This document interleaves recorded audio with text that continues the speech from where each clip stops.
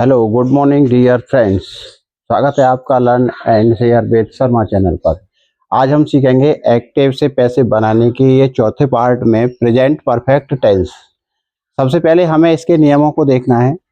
First नियम क्या होता है कि सब्जेक्ट जो होता है उसको हम ऑब्जेक्ट बना देते हैं और ऑब्जेक्ट बनाते समय उससे पहले हमें बाई लगाना होता है, उससे पहले हम बाई लगा कर लिखते हैं।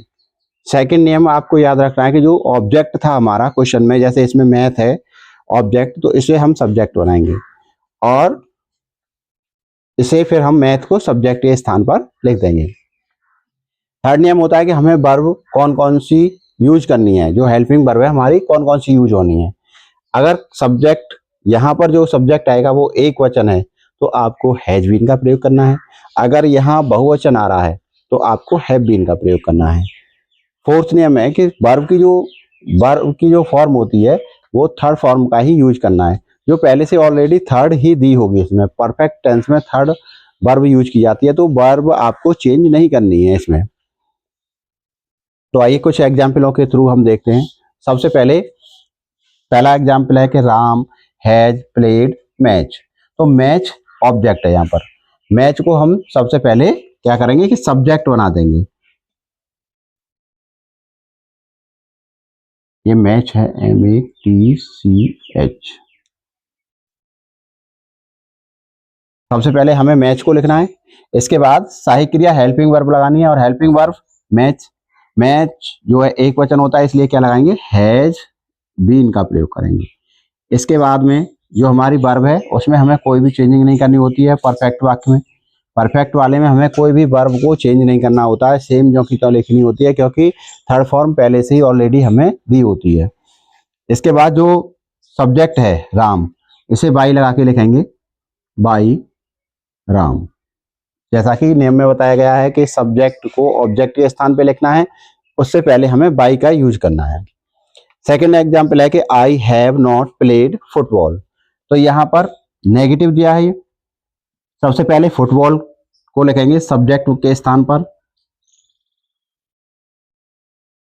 इसके बाद हमें हेल्पिंग वर्ब लगानी है। जैसा कि यहाँ पे हैव प्रयोग हुई है तो हमें हैव का यूज नहीं करना है, इस सब्जेक्ट के अकॉर्डिंग हम लगाएंगे। फुटबॉल सिंगुलर होता है यानी एक वचन होता है तो हमें क्या लगाना है, हैज बीन। लेकिन इसमें दोस्तों हैज लगाएंगे, उसके बाद में नॉट लगानी है। अगर कहीं पर भी दो सहायक क्रियाएं आती हैं तो एक साथ सहायक क्रियाओं को प्रयोग नहीं किया जाता है। पहली सहायक क्रिया उसके बाद में नॉट यूज की जाती है, तब उस दूसरी सहायक क्रिया का हम प्रयोग करते हैं।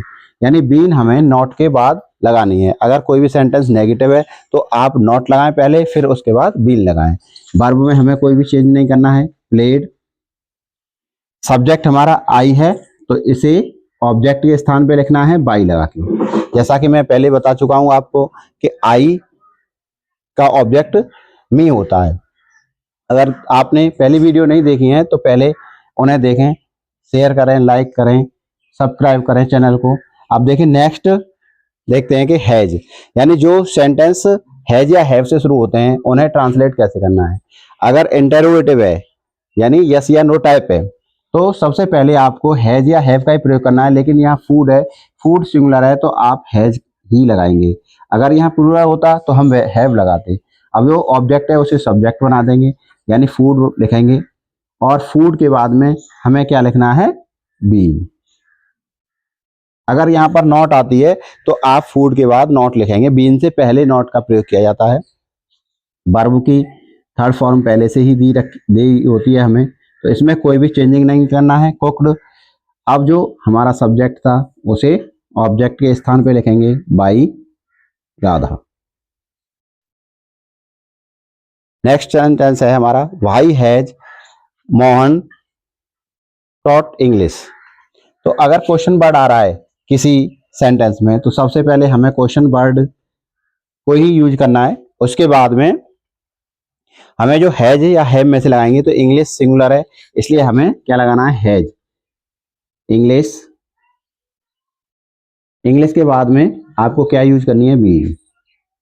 वर्ब की थर्ड फॉर्म टॉट, इसके बाद बाई लगा के सब्जेक्ट को लिखना है। यानी इसमें सब्जेक्ट क्या है, मोहन, बाई मोहन।